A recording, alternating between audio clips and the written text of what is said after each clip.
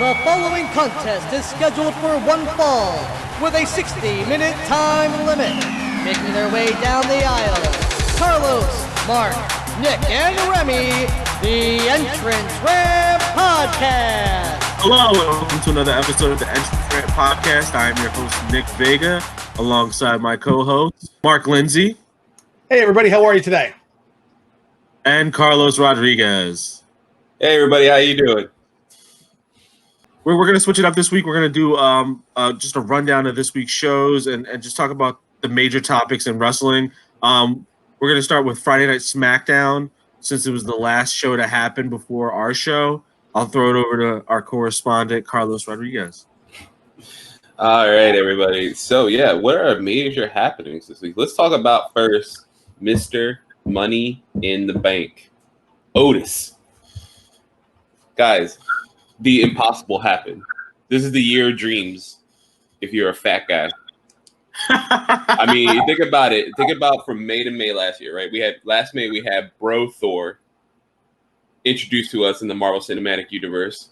We had Fat Thor, and now we got Otis being Money in the Bank, and he has Mandy. How lucky is he? How lucky are we as chunky men with beards? This is our year, guys. This is it. Oh yeah. I like Otis. I really do, but I also think he has a ceiling. I think we talked about this like off air. Like, how random is his win?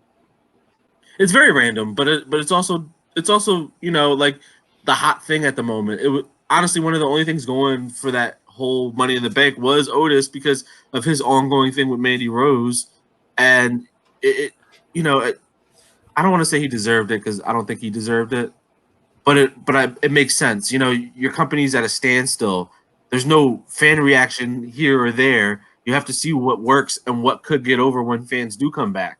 My only thing, sorry to cut you off, Nick. It's just I love Otis. Don't get me wrong, and I just thought his storyline would make sense in a mid-card title scene, right? Like the Intercontinental title, which we'll touch upon in a little bit. It's so strange to me, and I'm not saying it's just I just can't think of where it goes. He's Mr. Money in the Bank. The percentage of male Money in the Bank winners, like who win the world title, it's 83%. So he has a good chance of winning a title, but I don't see that playing out. And like the only logical storyline I can think of for him, right, is like he loses the Money in the Bank, right? We've seen it with Damian Sandow, we've seen it with Mr. Kennedy for various reasons. So he'll lose the briefcase, but then who does he lose to? Most likely Dolph Ziggler, right? Because he has that ongoing storyline since before WrestleMania.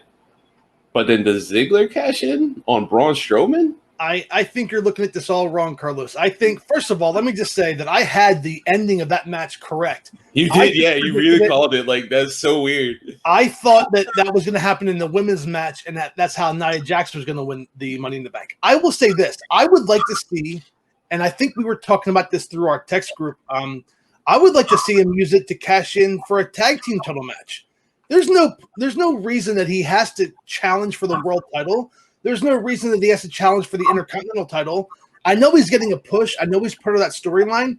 But what's going to happen with his partner? Is he the Shawn Michaels? I mean, dude, I put that. I wish you guys could see my notes. Like, I should share them more often. Like when I'm running down like SmackDown, I'll just like quickly jot stuff down, either on my phone or like I'll Google Docs. And like a lot of times, like, what the hell's going on with Tucker? He's definitely the Marty Jannetty, right, of this group. And that's like, I don't want to say that to Tucker. That dude is like super talented in the ring. Like he had these great matches with like Kofi and all this other stuff. I'm like, man, this guy can go. But like, it's obvious, like night and day, like Otis is the star. And like, even in NXT, like I remember watching Heavy Machinery there, and I was like, this dude Otis is cracking me up. He reminds me of like one of my favorite comedians of all time is Chris Farley. Like I grew up like just watching 90s SNL and Black Sheep and Tommy Boy and Beverly Hills Ninja. Like that humor is just like perfect for me, and that's what he is. And he's already stated it too. Like that's like his inspiration for like his Otis character. So like it hits all these like marks for me, but it's like I like your idea, Mark. It's just does that diminish the Money in the Bank then too? Because like Money in the Bank to me was like something special that got introduced, and I just love the chaotic nature of the briefcase in the world title scene. I don't think it diminishes it only because it's never happened before. When is have we ever? Correct me if I'm wrong. We can have our people in the back go look this up on Google. Has there ever been a winner of the Money in the Bank that has used it for a tag team title opportunity? And I don't think it has. No, it's already been world titles. Right. So I think with this time, and he's a lovable character, and we all talked about it last week. We kind of sense that maybe New Day has run its course. Maybe that Big E's going to go on his own.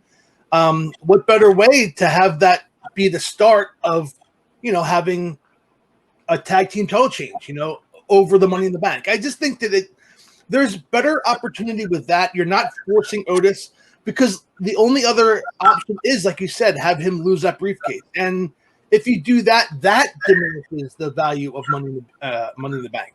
I think I'm viewing this a little differently than the both of you. The way especially because of last night, I probably would have agreed with you before last night, but last night there were two things that stuck out to me that were very important. One, they talked about him being young and like having a disability. That is very important because their main audience is geared towards children, especially children with disabilities, showing you, hey, look, you can be like these superheroes on TV if you keep fighting. So like that, they can build that up. And then secondly, I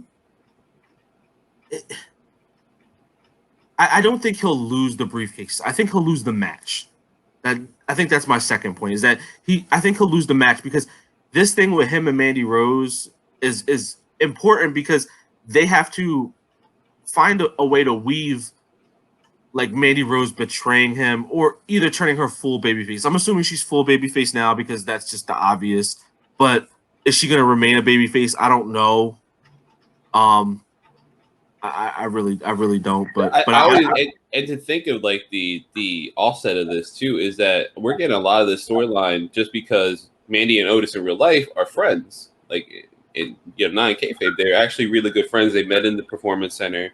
Otis honestly seems like that dude that you see on TV. Like he seems very lovable. Like he seems actually like super chill, super awesome, down for whatever. Like he was basically almost like a comedy guy, and then like a joke between him and Mandy about her Instagram post, like showing off like her like incredible finesse body, like how about I start like joking around like I'm your boyfriend, and like all of us are like, this is hilarious, like this is comedy, and then like it keeps building up, and man, it goes to Vince McMahon and is like, hey, can we start this storyline? Like this would be awesome, and like he says yes, like honest to God, like not in kayfabe, like Otis is like everything is just falling in place for this guy, and it's really awesome. And you're right, he's young. Like where does he go? Well, let me add this then. None of us thought he would be world champion, so let's just throw it out there and let's give our opinions on that. What if they decide to pull the trigger? Do they have like they have the time? Well, they have time, but do they actually change and evolve the character? Like, do they make? Oh yeah. Like, does he start slicking his hair back and wearing a suit? But I think he'll start talking instead of being like, ducky, like like he's got like a speech impediment type of thing. And it's funny because it's funny, not because he has the speech impediment, but just it's generally funny. So it's like the 2020 version of JBL. Because remember, JBL was known for being, one half of the Apocalypse. APA. Yeah, the APA. Yeah, thank you. And then he becomes this like $1 Million Man ripoff. Like I see that happen. A rough, tough Texan drinker who would beat somebody up for $20 so he can get another shot of whiskey.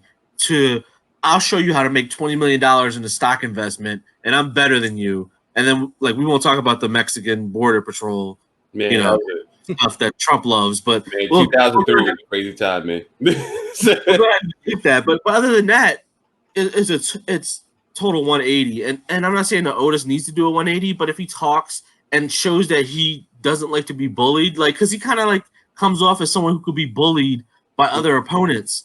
He's not in the same stratosphere as Braun Strowman, of being like, I'm bigger than you, because he's bigger than most of his other competitors, but him being short diminishes like the whole aspect of him being bigger. So another point I want to bring up is last night he tried to get Braun Strowman, like not really, but he showed an inkling because Mandy Rose came down and Braun. I mean, anybody would be distracted by Mandy Rose. So like she's coming down the ring, he's staring, and Otis is going like this, and like he's nowhere near him. He's maybe like a whole foot behind him, but but Braun looks back and sees him. And he's like, okay, I see what you're doing. That shows he's smart. That shows he's not a moron that he's being portrayed as on television. So like I said, I don't see him winning because there's just so many elements. Bray Wyatt is the end game. That's the end. The Fiend is the end game. He's the moneymaker. You're not keeping him out of the title picture for at least another 6 months. So I don't see Strowman losing immediately either. Yeah, I mean, he could hold it. Like, it's just a year, right? Yeah, like, you can technically hold it till like May next year, and that's only the time period for that. And then the other thing too is to kind of piggyback on what you were saying, Nick. I saw something on I believe it was Reddit, Square Circle Reddit, and someone mentioned like it's just a cool idea they just shot out there. It was like, how about they incorporate Mandy's real life degree? She has a degree in like speech therapy. Like she has like a master's or something. Oh wow! Like how about you just bring that in, right? Now that would, if she transforms him into a formidable world champion that Vince would like, I'm sure none of us would mind if you won the world title. We'd look at it side-eyed a little bit, like, but whatever. And let's throw this out there too. Does Mandy almost seem like the 2020 version of Trish Stratus? Like that eye candy, but at the same time she can go in the ring. I don't know yet, because I haven't seen. I mean, I understand what you're saying, because Trish wasn't like a world beater when she first started. She was kind of sloppy and whatnot, and then she became one of the best. I don't know if the drive is the same, or even the opponents, because the pool was so much more diminished back in Trish's day as opposed to today. Like, it's easy to get overlooked in that women's division. Yeah, I feel like we have like with Sonya and her. Pardon me. Not that it's like super similar, but we have something where it can be built like a Trish and Lita. Yeah, no, for sure. For sure. Listen, to me, the number one person coming out of this, besides obviously Otis with the Money in the Bank briefcase, is Sonya Deville. The way she's talking and cutting her promos and acting, I love it. And like everyone's getting like a time to shine on this one. Like they definitely are. Like everyone is it's kind of everyone's benefiting from this storyline, which is very. I mean, other than I guess Dolph Ziggler, and that's not even a diminishment. Like I like Dolph Ziggler, but he's gotten his opportunities, and he's at a point where he's a main event player. Like he's a B+ kind of guy, A- kind of guy. I'm not trying to like Daniel Bryan him. Oh, you're Daniel Bryan him from. I was like, okay, but that's the way Vince probably views him. He's safe at in the ring. He's dependable. He can show up for his events. But he's also won the world title and no one's giving a crap. He can go right back into being a tag team with Bobby Roode once he can come back from Canada, and they can go after the tag belts. There's like 5 or 6 teams in SmackDown that have good chances to switch those titles every week. Yeah, that's a good point. I want to pivot from this too. I know the bell rang, but I know before we started recording, we wanted to talk about this. So let's start with Sami Zayn has been stripped of the Intercontinental title. There has been a tournament announced. So the brackets that we have here, just to talk about the first round, Daniel Bryan versus Drew Gulak, where Daniel Bryan won. Next week we have Jeff Hardy versus Sheamus. The winner of that takes on Daniel Bryan. Elias versus King Corbin. Elias won, continuing that kind of storyline. They'll face whoever wins next week's AJ Styles versus Shinsuke Nakamura in the semifinals. I mean, those 4 matches, just first round alone. I mean, like last night, Daniel Bryan and Drew Gulak put on a clinic like they always do. They're perfect dancing partners. But besides all these incredible matches for this title that needs more relevance in WWE, what are your thoughts on Sami Zayn being stripped? I don't like it, and I don't like it because, like we had mentioned off air, WWE will not mention COVID-19. They will not bring it up. It's almost like a curse word. Like, do not say this, But meanwhile, we're supposed to just ignore the fact that there's no fans in the stands. We're supposed to ignore the fact that we haven't seen Roman Reigns. We're supposed to ignore the fact that we have, Sami Zayn lives in Canada. He can't travel to Florida to defend the title, so that's why they're taking it off of him. And if I'm saying, look, it sucks. But if they had put this into a storyline, like imagine the cocky Sami Zayn saying, look at what I have here, and you can't get it because I'm socially distancing. And if they had made that a storyline, it would have been huge. Yeah, he could put himself over in that sense as well too. And all they had to do is mention it, and it almost seems, I don't know who's responsible for it, but did you find it odd in AEW Dynamite this week that Jericho mentioned COVID-19, mentioned coronavirus? Like, he mentioned it multiple times, and it's almost like a smack in the face to Vince, be like, "Oh, it's definitely a big deal. We got to talk about it because why are the Young Bucks not here? Why are people here?" That's why these companies are like, separating themselves little by little, because you're seeing more, AEW being towards the real, and then WWE's more fantasy booking. Like, this world doesn't exist. You know what's going on, but we're not going to talk about it. I disagree with it as well, but not on the same level as you guys, because I understand it. The belt has to be more prevalent, like I mentioned off air, than the wrestler. I need to see that belt. That belt is brand spanking new. I got 2 words for you, Nick. Brock Lesnar. Yeah. Why does Brock Lesnar? You know what I'm saying? Like, somewhere. I'm not comparing Sami Zayn to Brock Lesnar. What I'm saying is that world title was defended so infrequently when Brock Lesnar held it. And as well, look at this. We have Jordan Devlin, being not basically stripped from the title. He got stripped, but not really though, because they put the word interim, which was smart. That was the most ideal thing. Title. They should put the word interim, have a unification match, and with Sami Zayn, but obviously that can't happen now. But the door is still open for Zayn to come back and be like, "Hey, I never lost the belt," and then his whole gimmick is being the liberator, and the way you can view it is from his side or from the outside looking in. From the outside looking in, he's just a loudmouth that doesn't do anything and tries to win. He won the Intercontinental title. And then, but from the inside, he's pretty much getting all these bad things happen to him, from like the Saudi shows to this, and he still overcomes it. So like you could look at it at that way and side with him. So when he comes back, he can be a tweener. He doesn't even have to be a full heel. I mean, I'm sure he'll be a full heel because he probably seems like he enjoys that. But I can see him being a tweener and coming back. And the way this is panning out, I'm just going to throw my prediction out there. I see Daniel Bryan winning this tournament and him facing Sami Zayn because they have a history. So I can see that continuing. Yeah, and I like the idea of the interim. Like it gives a real sports feel to pro wrestling in that sense that Jordan Devlin can't come to America to defend the title, and he can't even defend it in the UK because they have Mark Andrews and stuff that can like go and other cruiserweights out over there. But in that sense, yeah, make it an interim title, and then you can have Devlin as he's already like a heel in the sense of NXT and everything. So have him be like, I never lost the belt. This is still my belt. I'm going to hold on to this belt because it is mine. Whoever wins this tournament is fake, and I'll beat you when I can to prove. Well, Sami said the same thing. Yeah, it's just a short-sightedness of Vince in this sense, and also it does like all the reports coming out is that there was a memo that went out when all this broke down was, hey, if you can't wrestle or you don't feel safe, everything's okay. You won't be penalized. Yet here we go. Well, penalized.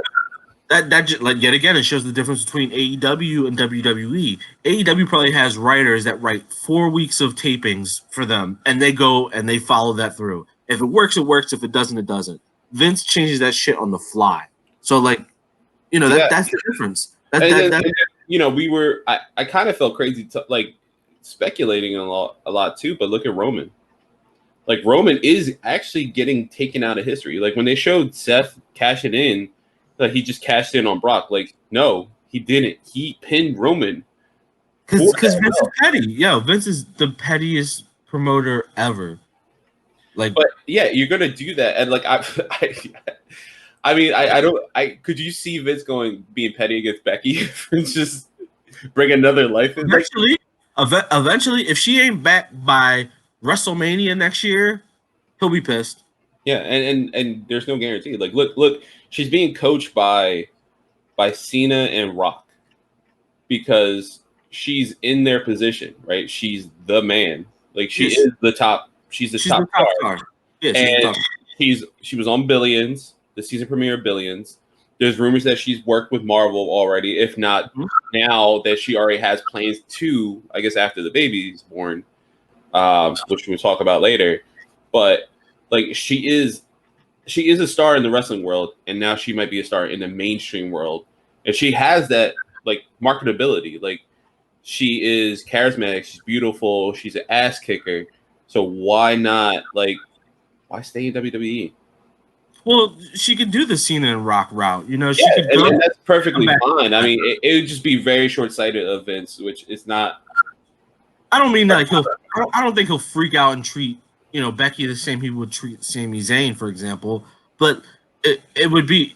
I think Vince would definitely be like, listen, I need you here at Mania, so your face is all over the place, and you can wrestle, Baszler, Rousey, whoever, Yeah, she's a made man in the sense. Yeah, she's made.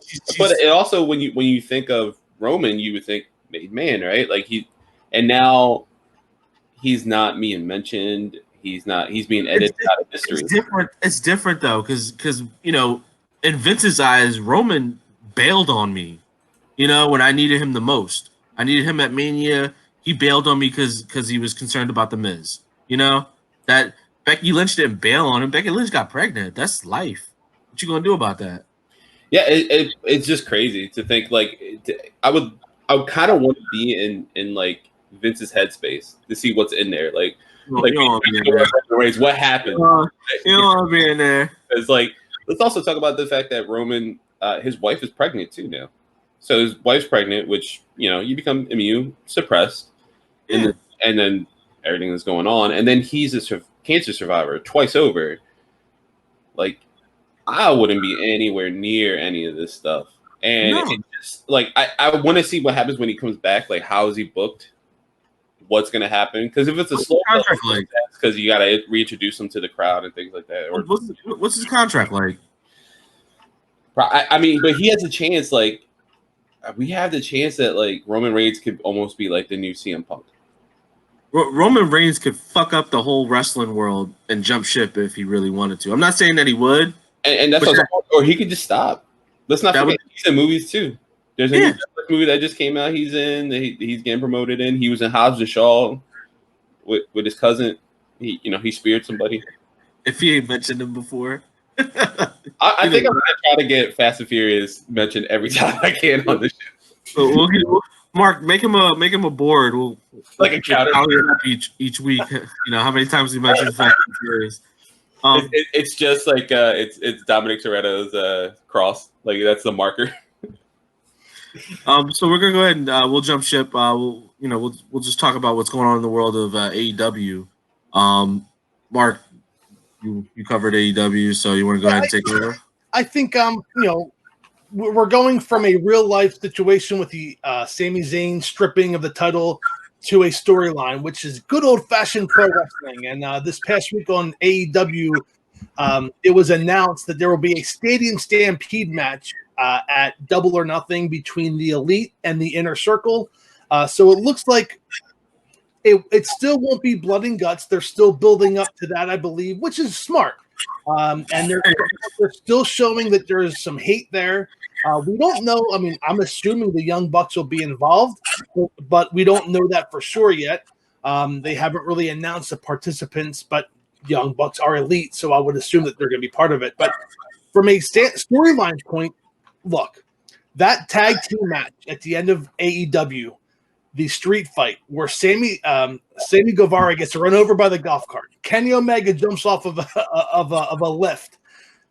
It was phenomenal, that show last week. And if they go into the Jacksonville Jaguar Stadium, which I don't know the name of, and they brawl all over the field, the stands, the booths, It is going to be fun, and it's going to be part of me, the conspiracy theorist that I am, thinks that this was in response to the Money in the Bank through the Titan Tower and how poorly that was done, that now they're going to say, you know what, we're going to show them how it could have been done. Yeah, and then so I'm assuming, I think that you are as well, that it's going to be pre-taped. Yeah, that was my thought when he mentioned like how Jericho broke down the match after defeating Pineapple Pete. Rest in peace, Pineapple Pete. And Pineapple Pete got some offense in for about 30 seconds. So. Honestly, yeah, that's how Kofi should have lost. 30 seconds of his life. That's literally how Kofi should have lost his title last October when Brock beat him. Like, he should have got some offense in and then just got like F5 out of nowhere. F5 out of nowhere, yeah. Okay, yeah, you won. And I'm sorry, Carlos, I don't want to cut you off because I know that you're making a great point, but the fact that they put Pineapple Pete over for a split second, they gave him some offense, they built him up as a character because of Chris Jericho, but they also showed the devastation of the Judas effect. So they put two things over in that match: Pineapple Pete and the Judas effect, and that's how you book wrestling in 2020. Exactly, like that again. Just to go back on that's how that should have been booked in SmackDown in October. Like we mentioned it multiple times. Like when we bring up that Kofi loss, and like just some off, like a Trouble in Paradise. He could have did what Drew did, just I hit you right off the bat. Like I already hit R2. Yeah, they would have stunned them, and they would have caught him. Whatever. Like we knew it was inevitable. But yeah, the stadium match. Yeah, you're right. It has something. It has an ability to be something special, and especially if they pre-tape it. Like, why not pre-tape it, have it ready, and just put it out there like as this piece of content at the end of like Double or Nothing. They got Matt Hardy, so if anybody knows about pre-tape matches, is that guy. So. Let's not forget that Jeremy Borash like worked on those House Hardy things, but it was also Matt. Like Matt is actually he's very brilliant in the wrestling world, and when it comes to these like cinematic feels, like I think he doesn't get enough credit. I do not want a cinematic match. I do not want a cinematic match. I want a well thought out. I want what Money in the Bank should have been. Gotcha. No, they had hints of it, but then they went to a food fight. They went all this garbage that Money in the Bank was. I want Brother Love. Brother Love taking a deuce. At least he washed his hands. That's true. I was waiting that whole time. I'm like, please, for the love of God, wash your hands. Just don't walk out of the fucking bathroom. I like that Rey Mysterio has seen a lot of weird shit, babe. He had a weird 24 hours. And we'll talk about that later. So yeah, I like that. I like that idea. Like, but yeah, but like a pre-taped sense for me, like that you can just go crazy. Like, the show whatever, and Matt Hardy can switch characters. Like, if it's pre-taped, I definitely see a whole cinematic thing. Oh, like, I hate to burst your bubble. No, but like, please. Well, I don't think we're gonna follow like Sammy Guevara like in the bathroom. It won't be like Money in the Bank, because I think the way it'll start is a basic normal match in the ring. And then it'll spill out there to the stadium. That's at least what I hope it's going to be like. I hope they just don't start in the stadium. They'll be dropping the ball if they don't start on the 50-yard line. 50-yard line. Come on. Could be 50-yard line. Have them be like football players where they all lay on the ground and then they get up and try to tackle each other. Yeah, and to bring up the Bucks thing, I think they are going to be part of it. At least my thinking would be, because they mentioned BTE. Jericho mentioned BTE content in this promo for the stadium brawl, because he's mentioned that like the Bucks are off and like Rancho Cucamonga doing whatever, Paige is in the woods getting drunk. It's all stuff that we've seen if you watch BTE. Like that was our updates for these three characters, and the one schlubby Jackson brother, which I guess that's me. The Jackson. That's who we get to look up to. It's like there's a third brother. Oh, he doesn't look like them at all. He didn't get the looks. But yeah, like I think we have something. It's going to be special. I think it's going to be a really good match. And I mean, talk about AEW just going for the fences, man. Like we had that. We have. I wanted to speak of. They got another WWE Hall of Famer to present another title, which I know it sounds funny to say it, but like, dude, the baddest man on the planet, like Mike Tyson, who loves wrestling, is going to present the TNT title. Like, think of TNT in sports, right? In general, that's big money, right? Like they had the NBA and all this other stuff. Then think of Mike Tyson, like one of the best boxers ever, and then like it gives more legitimacy to the title and to this brand in TNT and into AEW. Yeah, the it star really power. gives that big sports feel like to this company. He's a major star. Honestly, I wouldn't be surprised. I feel like more and more AEW each week becomes WCW a little bit. I wouldn't be surprised. The right way. Right, not in a bad way. Not in a bad way. Like the good Nitro days. But I also see like Dennis Rodman might be coming through soon, and tag teaming with somebody. I could definitely see that. Man, Rodman was Gronk. He wants to wrestle Gronk. Rodman's a trillion times better than Gronk on the mic, in the ring. Gronk is so cringe. Like, I look at him and I'm like, yeah, this screams WWE. Like, what a dork. It's ridiculous, man. But yeah, I mean, like, what that announcement, what did that do for you guys? Like, hearing that, like, it's not like huge because he's just presenting it's huge in the sense of, like I said, sports star power. Mike Tyson can go on SportsCenter any day of the week, especially now, and be like, yeah, I'm gonna be on Saturday. I'll be at AEW's Double or Nothing. Check it out, pay-per-view. They will immediately put them on TV. Yeah, and I don't know if he's friends with anybody. Like but if you saw behind the stage stuff for Double or Nothing last year, I think it was like BT stuff. He was there. He was backstage and he was like watching all the spots. He's like, "Oh man, this shit's crazy!" Like talking to. I guarantee you, the person behind all of this is Tony Khan, because he's rich. And who do celebrities like hanging out with? Rich people that aren't famous but have way more money than they do. And I could easily see that he could pull the money angle, but let's not forget that for real, like Tyson is a fan of wrestling. Like he legit is a fan. No. I'm not saying that he's not a fan, but you were asking who does he know backstage, and I'm just saying that might be the person who like called him and said, "Hey, listen, I obviously I run AEW now, and we have this new belt coming out. We would like you to present it." And he probably was like, "Yeah, sure, I love wrestling." Yeah. I mean, it's weird in my head, like to think of like this Hall of Fame caliber boxer presenting a world like a new title in a wrestling promotion, but like it's not it is a cash grab I'm sure for Tyson, but it's not in the sense for us as wrestling fans. Like we know he's legit. Like that also lends credence to it. Like that's the crazy thing. Like it lends credence to it. And same thing like for me at least, like knowing and like I love comic book stuff, so I love Arrow, and like seeing Stephen Amell come out with Cody. Like if you watch WWE and AEW and ROH, you know that Stephen Amell is legit like a wrestling fan. Like he has a new show coming out called Heels about a wrestling family. He loves wrestling. He's wrestled a couple matches. He's like 2-1 in his pro wrestling career as an actor. Like like when you see him, it's like it's not a cash grab. It's not like my celebrity friend. He's a wrestling fan. Like he's like us. So it just helps. I have a different opinion on the Mike Tyson thing. I don't dislike it. I think it's a huge name. There's a sliver of me that thinks that AEW is trying to outdo WWE or repeat a lot of the things that they've done, but it's a sliver. I don't put too much credit behind that. As an old school wrestling fan, I for one would have loved to them have gone out to try to get Sting. Sting, his current WWE contract is over. There's a lot of Sting and Cody interaction on Twitter, and I think Sting would have been a great grab.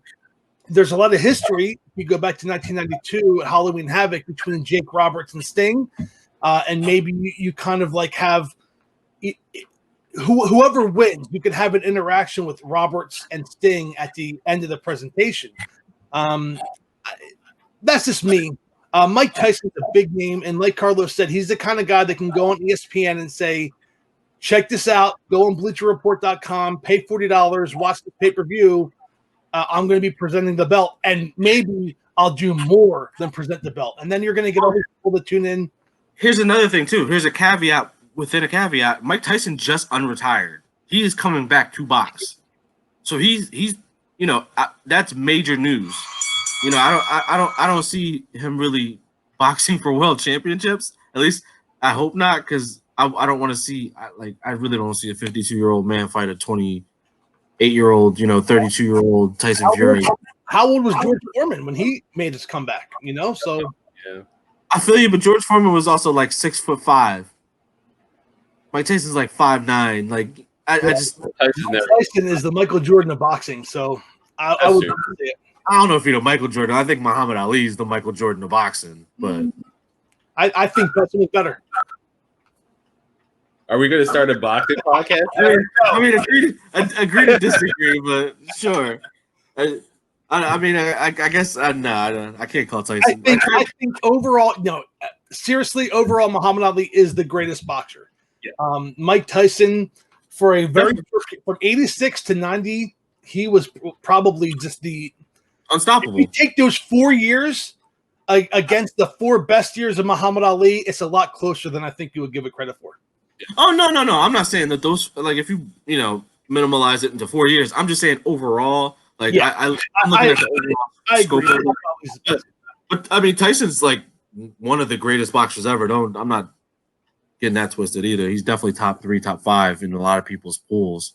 Yeah, having an active competitor in that space who's coming back, making a big comeback, and presenting that title.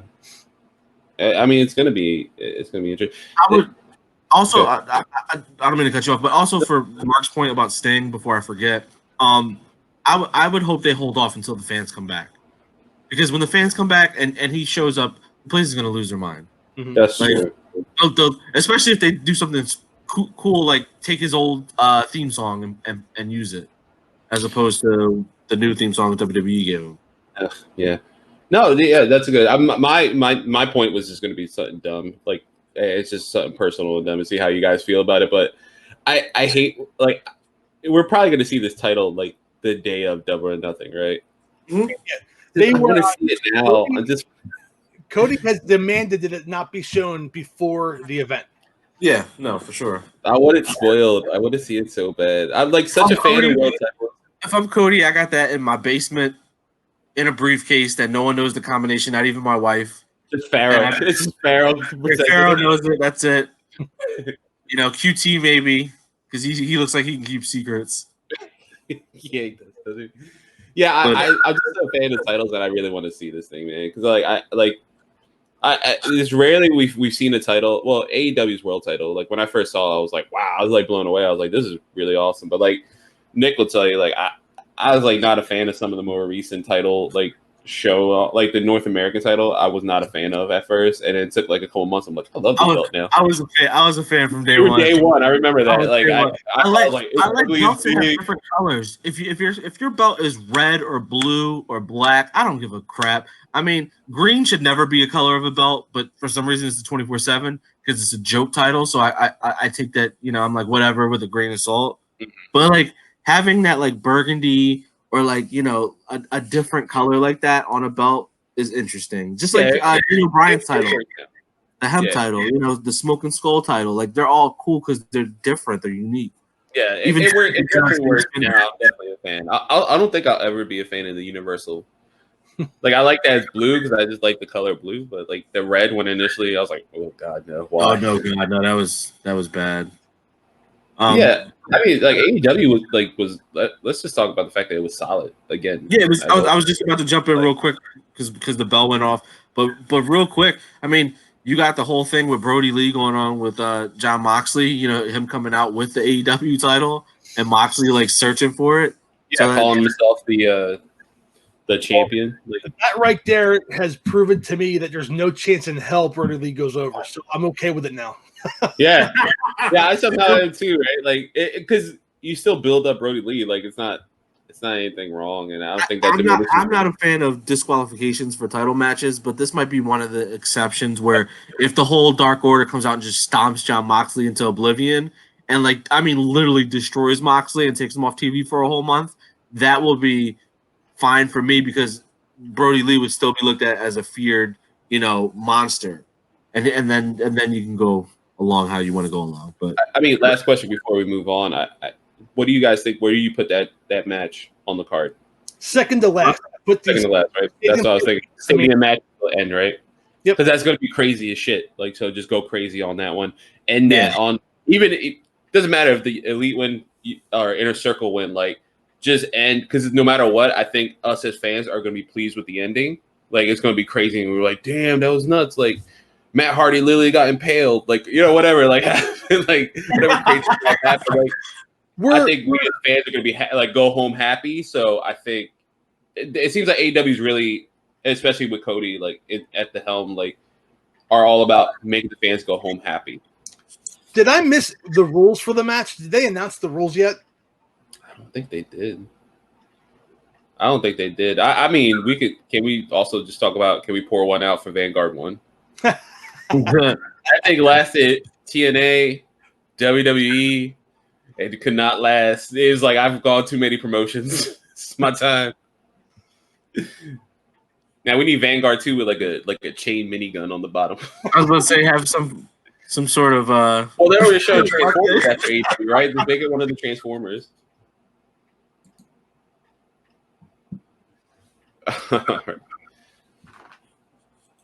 All right. When is that stadium match? May 23rd. Yeah. That Double or nothing? Yeah. So wait, is Cody double timing it? Because he's got the match with Lance Archer, so I'm assuming he's double timing this. No, you know what? Probably what happened is Paige actually does come back, Nick comes back, and then we have Matt. That'll secure up. They need 5 of them though, right? Hardy, the Young Bucks, Paige and Omega. Okay, yeah, that makes sense. Okay, yeah, all right, there you go. All right.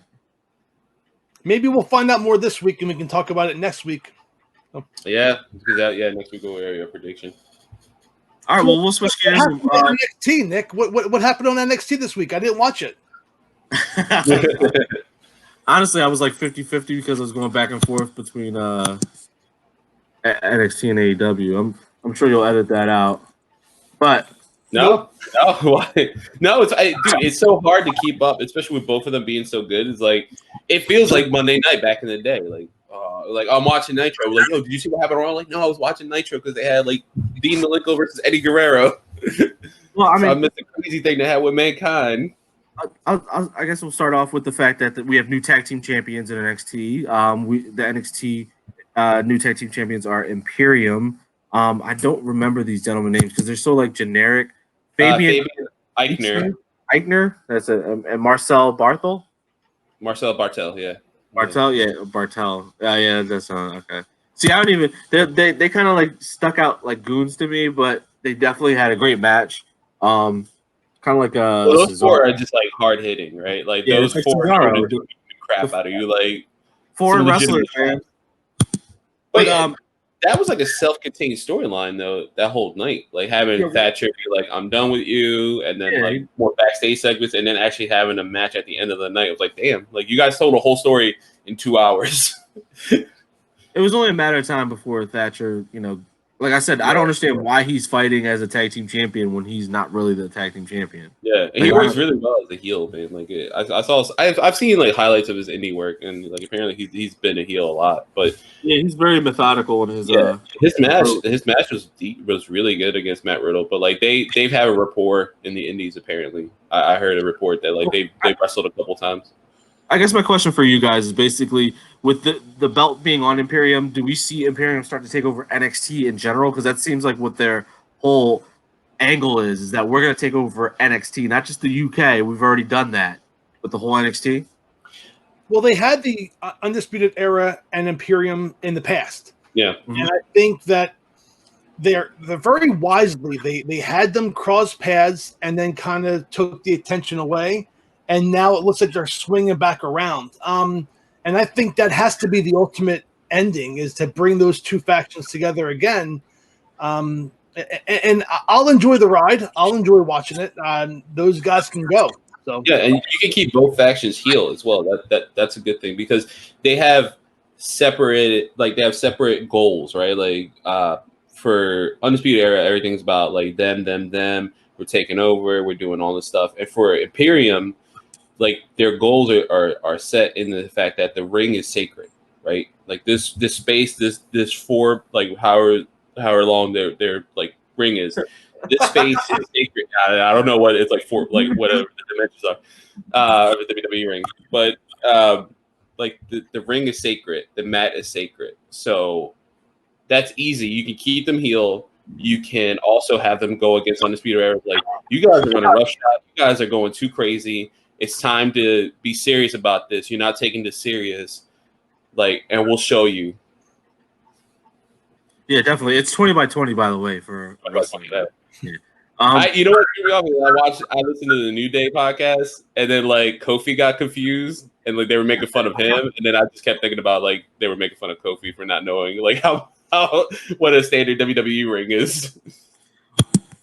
Definitely. Well, so I guess we'll just talk about the main event then, because that just goes hand in hand with the beginning of NXT with, you know, Timothy Thatcher and Matt Riddle losing the belts and then having a match.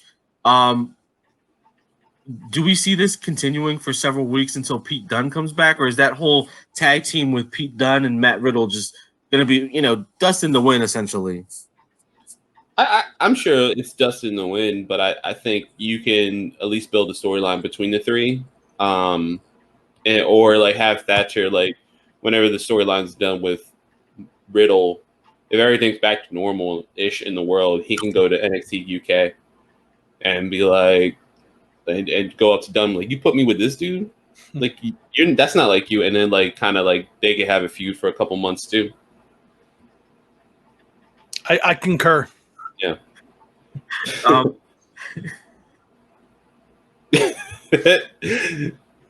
feel like for Nick, we were just waiting for like the old Kai and Tai. Indeed. Yeah, that sounds like a great idea between Dunne and Thatcher after Matt Riddle. Maybe he disposes of Riddle at the NXT In Your House, which is, you know, coming out now.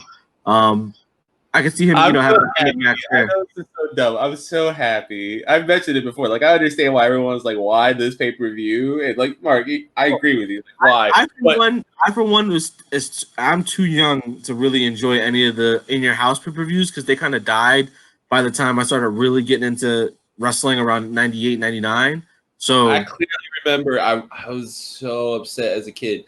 I didn't get to go to In Your House Mind Games. That was in I was there, yeah, when they Center at the time, right? Yeah, and ECW showed up between the Brad. Dude, I was watching it live. Don't get me wrong. Like we rented it on pay-per-view, but I was like I was young enough to be like legit almost in tears, and my mom had to be like, "Dude, like we don't got money." Like, I don't know. I'll say it for the podcast. I have no problem with them bringing back Money in the Bank. Yeah. I just Money in the Bank. In Your House. But I question why not other shows. I mean, here we are. I agree. Like, I mean, there's so many legacy shows that have like more of a lasting effect. This was definitely like a nostalgia, and I kind of see it from like the DX. Sorry to cut you off, Mark. The DX angle, like when they like the three people who announced it, like all three of them had a match at the first In Your House ever, and like it has positive memories. Like kind of in is that. Correct me if I'm wrong. Is that when WWE started expanding to having more, like, because they had spread out pay-per-views, right? It wasn't every month back in the day. Every 4 months they had a pay-per-view. Then they put In Your House to kind of be in between. In between, right? And how was this? Is just a side. How was the pricing for them back in the day? Like $19.95. It was a 2-hour pay-per-view. So it was cheaper. Yeah. So it was 2 hours versus 3 hours for your big show. Okay. And it was $19.95. I wonder my mom had no problem just like spending $40. I didn't rent or buy all of the In Your Houses or until I got that wonderful cable box that was this magic. A lot of those In Your House shows were really built on one match, kind of like to continue a storyline. And then you kind of had a decent undercard. It wasn't until maybe 96, 97 when In Your House kind of just really started picking up momentum, and they kind of became must-see shows. Just one of the big ones that like stick out in my head, I was like, obviously Mind Games, because I remember the logo, like I remember the Mankind, like with the skull. It was like weird 3D art. But what's the one like British Bulldog and Shawn Michaels, right? Is that the one where like the power cut out or something? That was a Savio Vega Stone Cold bull rope match or something. Oh my God, yes. I think it was British Bulldog and Bret Hart. I want to think it was those two guys going. Oh no, it was Michaels and you're right, Shawn Michaels and Davey Boy Smith. Yeah, that's right. Yeah, like I had these like weird jumble memories because it was so early, like in my family. Yeah.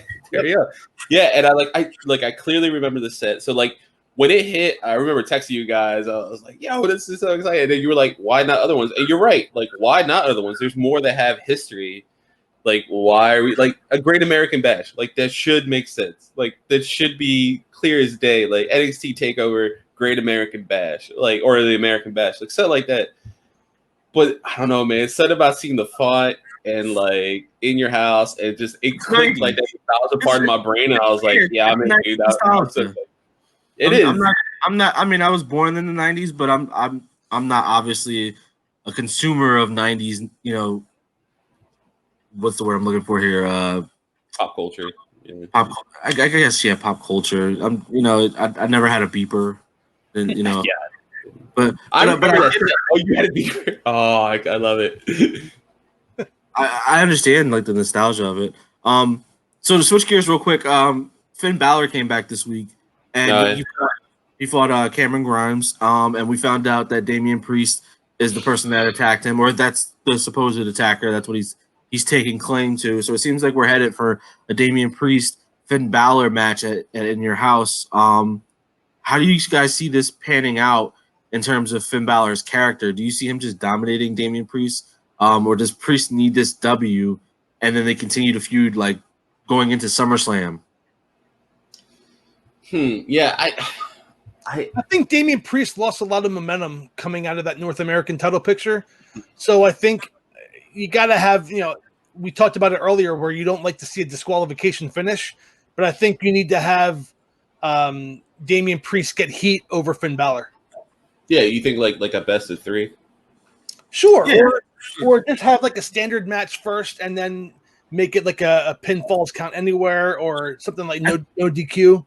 Yeah, I think we're all in the same boat that Priest needs the rub more so than anything else. And then afterwards Balor can sweep, give him the gentleman's sweep two matches in a row.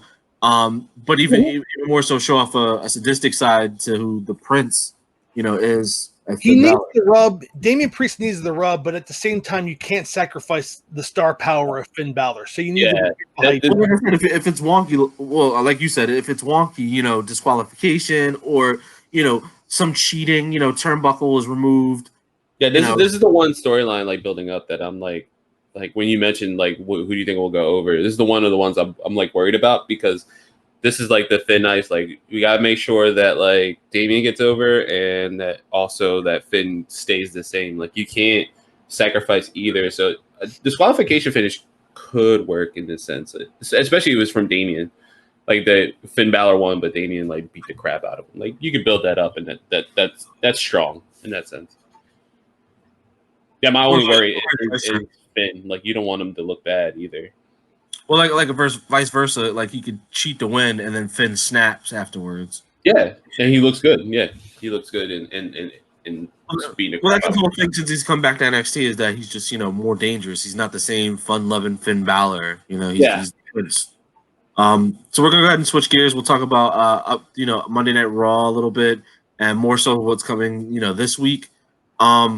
First things first, obviously the biggest news in all of wrestling is Becky Lynch is now a mom.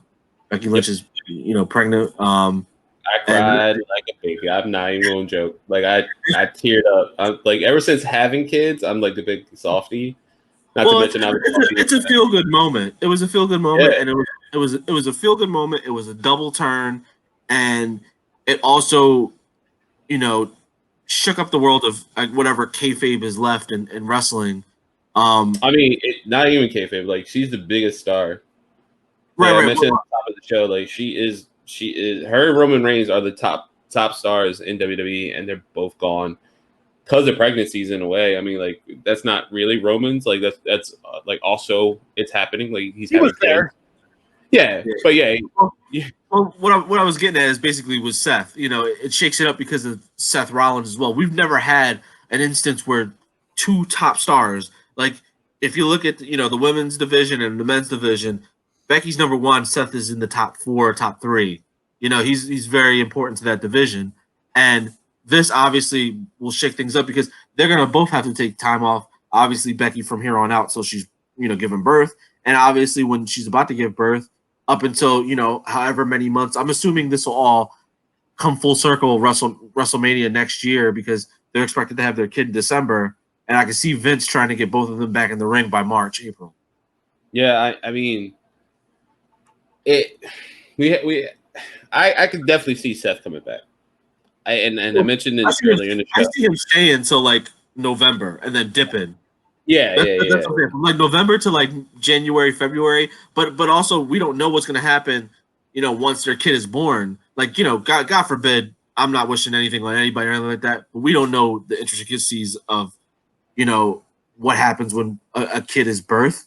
Like we don't know if they're going to have complications. We don't know if they're going to have issues, mental breakdowns, any of that stuff can happen. Yeah. So I mean, coming from like, as a father too, like it's on the father side, like it's crazy. Like, especially if you're very active, like, I know there's not everyone is, but like for me, it was crazy. Like my wife is amazing and strong and like a badass. Like I made the joke that like this is the only way you can take down like an Irish badass is to get her pregnant for a little bit, and even then they don't stop doing and being a badass because that's what my wife is. Like she's an Irish badass. So, but in that sense, like it's crazy. Like those days before, during, and after are like really weird, man. Like you wanna make sure everything's okay.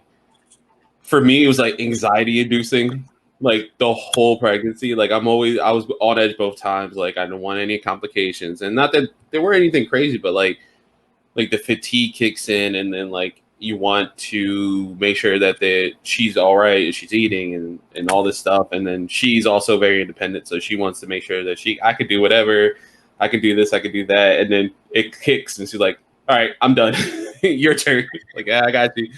I'll take the rest of this. But like I don't know, like I know nothing about Seth's personal life. Like I don't know what, like I just know he's adopted.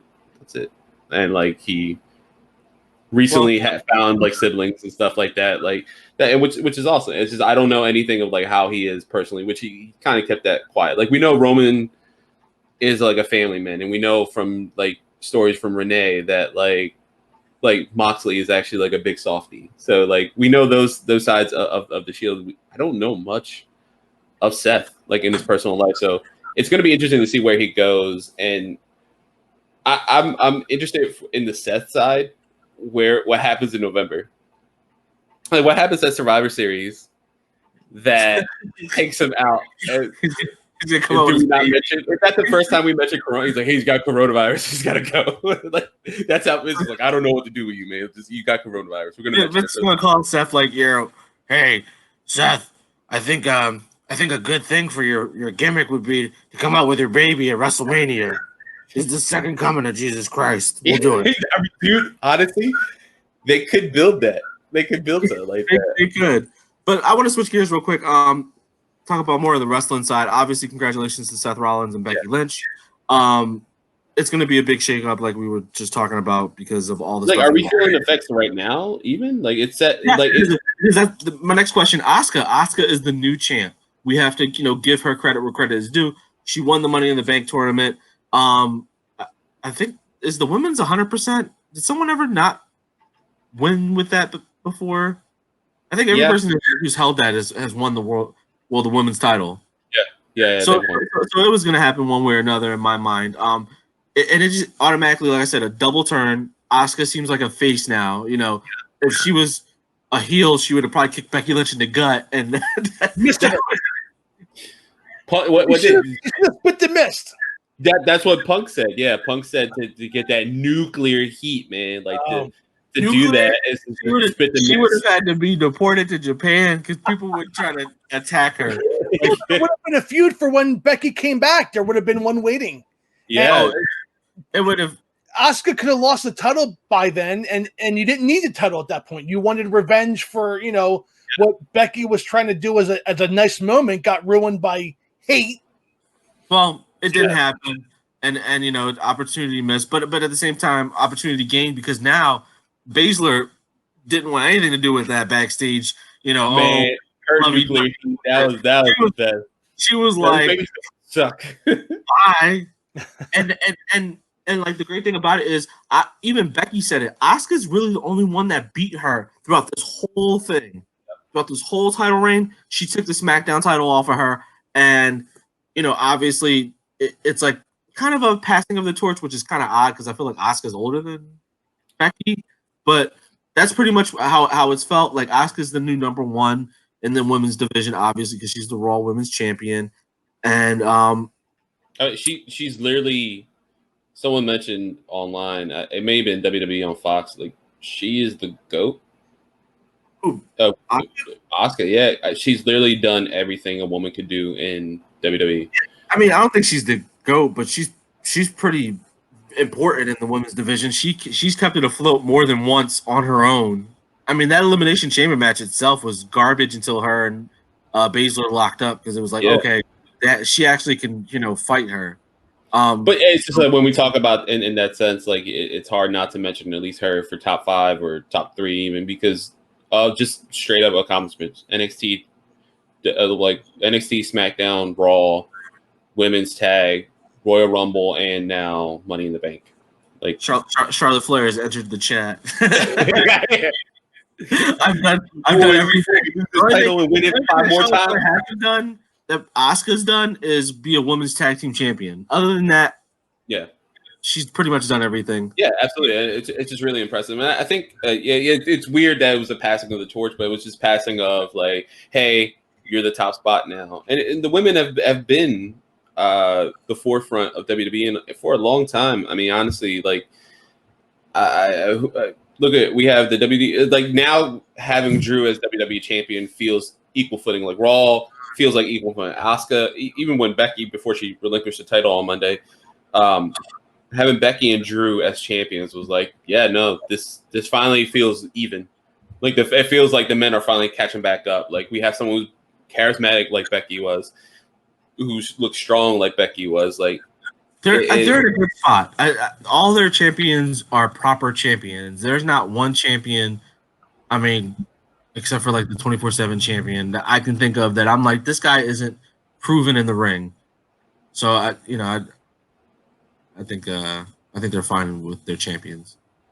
Yeah, it was good. It was. I just like Monday was just a crazy night though. In general, just that news breaking beforehand. I remember like texting you guys. I was almost disappointed that like it was ruined for me because I was tuning in no matter what. Like I'll usually try to catch a recap or like watch pieces like after the show is aired. And this is the first time in a long time. I would love to know what the numbers did for like the first like 20 minutes of Raw because like I tuned in and I haven't tuned in live in a very long time for Raw. And usually if there's nothing to do, like I'll turn it on and then like I'm like, oh, I'll just watch it now instead of watching it later. But like this was like we were doing stuff. I just noticed that like no one was in the living room at the time. I was like, I'm gonna turn this on. Like I need to know what's going on. And then I cried like a baby. Well, some quick snippets before my timer runs out here. The Iconics have returned. They're facing Alexa Bliss. Nikki Cross. So happy, and it's so weird that Peyton Royce has her husband's contacts in. Yeah, you guys notice that? Like she's wearing the same contact that Dawn does. I did not notice that. That's weird. Like, what the hell are you doing? Good for the women's tag team division. Yes or no? Yes. I mean, good for the women's tag team division. Good for Raw in general. I love the Iconics. I am an Iconics fan. They are hilarious. They are great on the mic. Yeah, on the mic. On the mic, they're close to being for the team. Don't get me wrong. I love that chicken shit heel.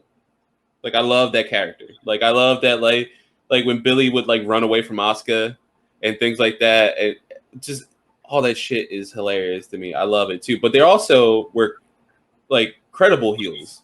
Like you would believe that they could actually win titles and be dominant as champions. Yeah, they ooze charisma. They're really good in the ring. And they're hilarious. That's like like Becky being pregnant, relinquishing the title, Asuka win is like definitely number one story. Number two for me, even like Seth doing whatever, his continued storyline. Number two for me was like the Iconics are back. Like this is so exciting to finally see them back. Yeah, and my last point was basically Seth Rollins, him snapping. I guess that and I didn't want to really integrate that within the Becky Lynch topic because his character is so 180 from what that moment is. So he pretty much looked like he popped Rey Mysterio's eyeball out of his socket. Yeah, I don't know where's that going with that storyline because he's like crazy. He's crazy. I mean, is it because of the baby or is it because no? I don't. I mean, you could add that. You could add that if you want to, but I think the continued losses and then the fact that he has no more faction. Like when he saw Buddy Murphy come back, it was like, thank you, Jesus Christ, who he's supposed to be, and he's like, I finally have somebody to help me, and then he gets thrashed by everybody.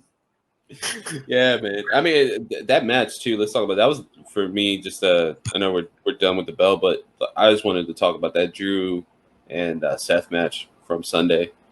Man, that was, if you go back and watch Money in the Bank, that's the match to watch, man. That was my match of the night. That was. Not only that, but you had them shake hands at the end of the match. Drew McIntyre demanded, "Shake my hand," and you're like, "Oh, well, where's this going?" And then the next night, you see Seth Rollins popping out Ray's eye, and you're like, "Okay, well, he's crazy." That did. That's what I'm thinking, that they could play it off to that it's because of his loss to Drew. He's just like sick and tired of losing, like Nick said. I don't think it's gonna be played off the pregnancy thing. The only thing that in my brain played it off to the pregnancy thing was because what did Ray said that too, like congratulations, right? Mm-hmm. So like did he? He's like, yeah, why is this guy being a dick or something? Yeah.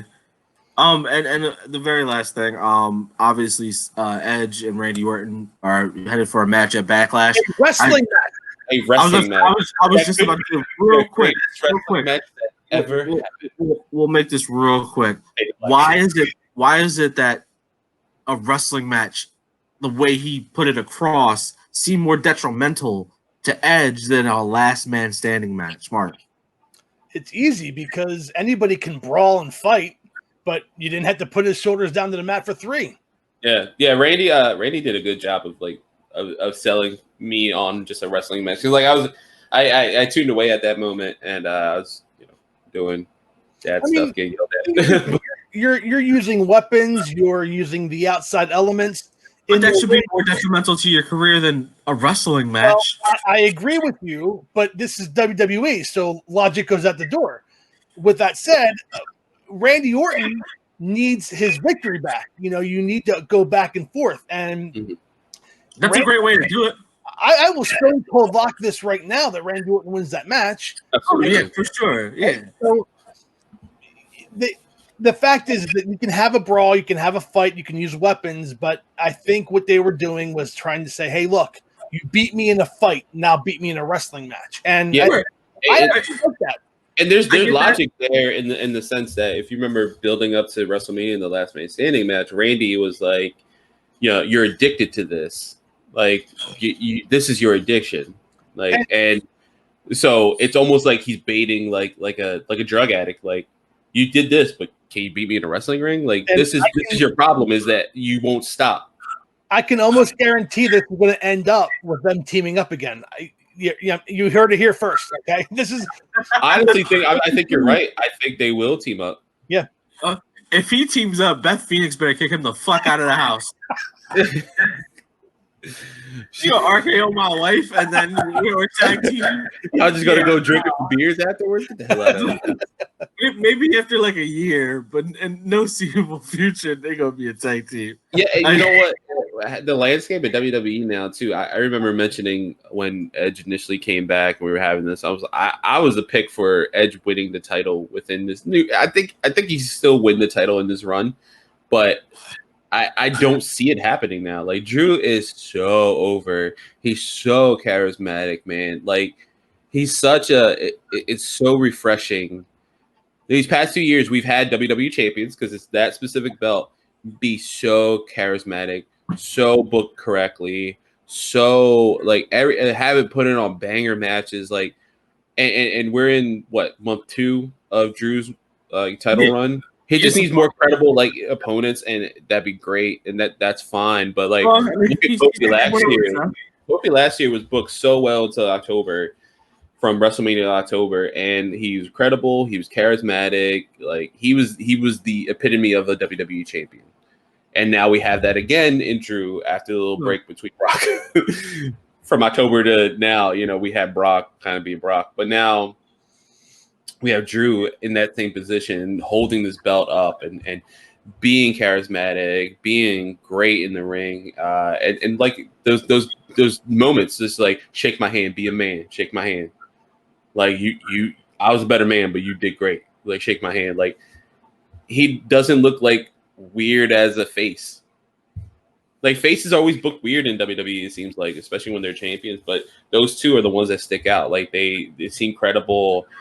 It seems logical. They seem competitive. Definitely. So I guess we'll just jump into our closing thoughts. Do you guys have anything you want to talk about for this week? The only thing I can think of for me is pretty much continue to watch The Undertaker's Last Ride documentary. It's very, very good. Supposedly episode 2 is a lot more somber and a lot more direct in terms of how his life outside of the ring is, and who Mark Calloway really is and how much he sacrificed. So I'm very intrigued to see this. I'm a sucker for sports documentaries. I'm a sucker for, so I suggest anybody that's listening to our podcast to go out and watch that, because that will give you a clear insight of how the wrestling world really works. It's not all sunshine and fireworks. Yeah, I agree, Nick. That not only was the first episode very well done, but it kind of put he's a guy that didn't let people get into his private life, and I agree 100%. More or less, my closing thought would be that this Wednesday night, a wrestling purist dream will occur. I don't know what they have planned. It was probably pre-taped. But Arn Anderson and Jake the Snake Roberts in the ring face-to-face to build up that match at Double or Nothing between Cody and Lance Archer. I can almost assure that it's going to be gold. So, two of the best talkers in the business in the ring. I'm looking forward to that. Yeah, I think we can look forward to AEW's continued, not dominance, but like continued build toward this amazing pay-per-view that we have coming up in Double or Nothing. And you can say dominance. They've only lost like 2 weeks ever. That's true, yeah. And I mean, it almost feels weird that like I feel like every week we're like, man, AEW's doing amazing. Man, AEW's doing amazing. But like I feel it needs to be noted. Like they really are doing amazing. Like their continued like reliance on the sports aspect of wrestling. The storylines have been built pretty well. They don't treat us dumb as fans, and I think it does honestly feel like a collaborative effort between the wrestlers, writers, like all like that. I think we're really lucky to have AEW, especially in these times right now. I think they're kind of like a beacon in the fog. Well, they are. What WWE is as a sports entertainment is what AEW is as a pro wrestling Absolutely product. They say it all the time. I guarantee you that they the hairs on their arm stand up and the back of their neck stand up every time they can say pro wrestler. Because when they say that word, they say it with such pride and conviction that you're like, you know what? I understand why they jumped ship. I understand why they're here. I understand the product that I'm watching. I'm not watching someone who's trying to entertain me. I'm watching people who are wrestlers. Very well said, Nick. And I think that's the way to end the show, because we are a fan of pro wrestling. We're a fan of sports entertainment as well. But I think seeing a change more towards pro wrestling is a very fresh welcome. Yes. For Carlos, Nick, I am Mark. We thank you all for tuning in, and we'll see you next week on The Entrance Ramp. Goodbye, everybody. Bye, guys. Thank you for listening to the Entrance Ramp Podcast. Please like us on Facebook at the Entrance Ramp Podcast. Follow us on Twitter at the Entrance Ramp Pod, and subscribe to us on YouTube by searching for the Entrance Ramp Podcast. We'll see you next time.